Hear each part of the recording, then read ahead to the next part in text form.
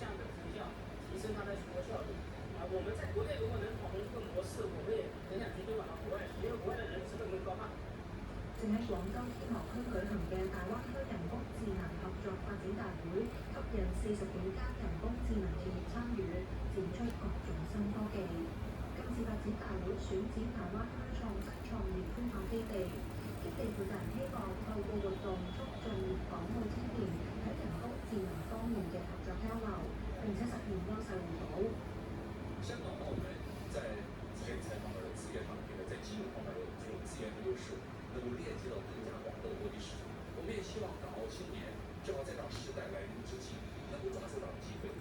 現場咧亦都設有模擬駕駛艙，可以體驗揸住小型汽車喺大灣區嘅上空路上。當加速同跳燈嘅時候咧，駕駛艙亦都會相應擺動，帶嚟更適身嘅感受。有經驗記住廣州記者彭耀報道。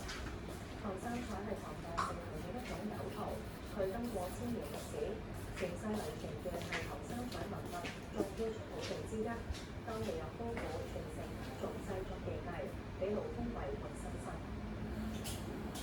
陝西禮泉縣呢個古樸嘅本落入面，國賓同馬瑞兩夫婦即係對唐三彩工藝品上有。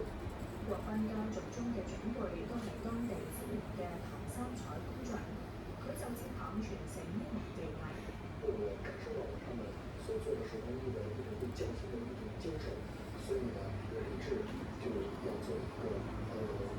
自己奉献给文化和艺术和手工艺的人。唐三彩製作要經歷配土煉泥、浸泡、注漿、精修、滋油等多道嘅工序。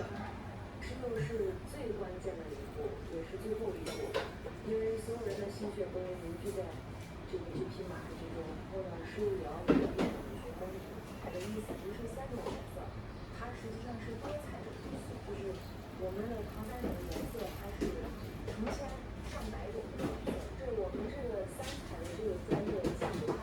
不只是一个做手工的工匠，它包含了物理学、化学、艺术鉴赏，还有历史文化的基础的打底，这些方面你融会贯通，才可能做出一个好的三彩的作品。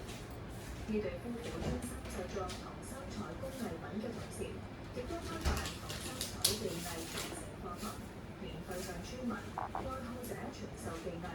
帶動鄉鄰共同參與，俾更多人愛上唐三彩，傳承唐三彩。無線電視記者林思齊報道。山西蕪城市嘅福聖寺有過千年歷史，係全國重點文物保護單位。最近福聖寺封存近70年嘅核心秘境三佛洞第一次全部開放，一齊睇下。福聖寺始建